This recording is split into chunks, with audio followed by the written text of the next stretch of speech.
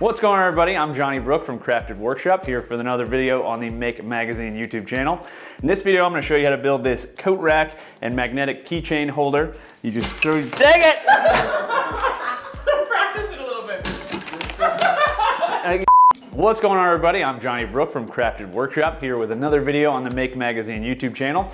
In this video, I'm going to be showing you how to build this coat rack and magnetic key holder. You just put your keys up there and they stick right to it. So let's get started. So I designed the files for this project using the software that was included with my CNC, Carbide Create, and the file's broken up into 3 different parts for the 3 different bits I used during the process. To start the CNC milling process, I first attached my workpiece to my spoil board using double-sided tape and screws, and then started the first job, which was cutting this star. I used a 1/16 inch end mill for this first job since I wanted to get that fine detail in the corners of the star, and brownie points for anyone who can guess the city marked by the star. Next, I changed the bit to a 1/4 inch end mill, leaving the X and Y 0 offset values the same and just changing the Z offset to match the bit height. This keeps everything lined up nicely even when switching bits. The 1/4 inch end mill cut the basic outline of the state.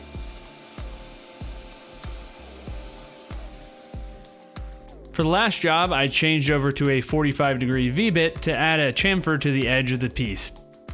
Again, I kept the X and Y settings the same and just changed the Z setting.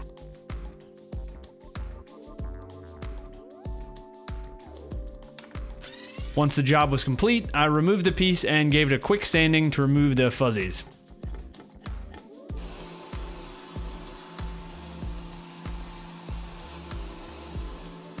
Next, I needed to lay out the hole placement for the magnets that will hold the keys.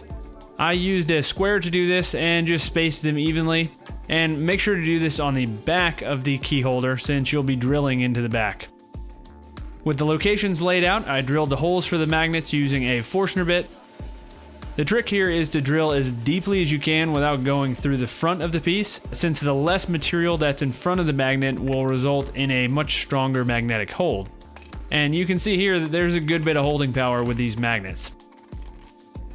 Once the holes were drilled out for the magnets, I needed to drill out a section for these keyhole hangers. These hangers allow the piece to hang flush on the wall, and they have really good holding power as well.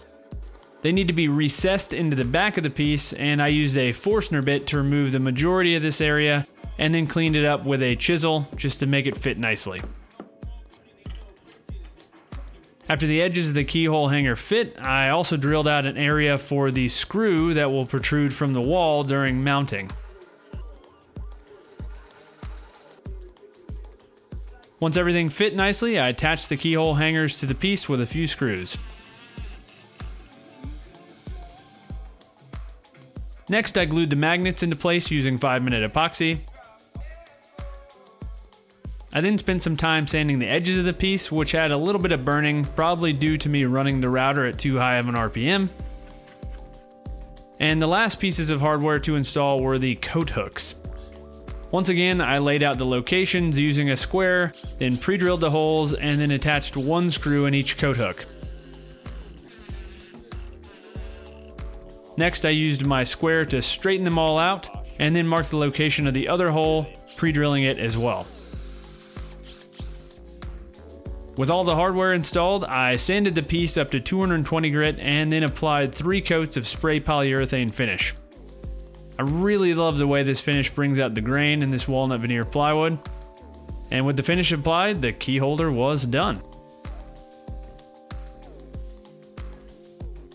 All right, hopefully you guys enjoyed this one. This was a really fun, simple project, kind of a great beginner CNC project. I also had to change the bits a couple times during the operation, so that's a good skill to have if you're getting acquainted with the CNC. So hopefully you guys enjoyed. If you did, please go check out my YouTube channel. I got a lot more projects like this there. I put out new project videos every Tuesday, so you can go ahead and get subscribed there.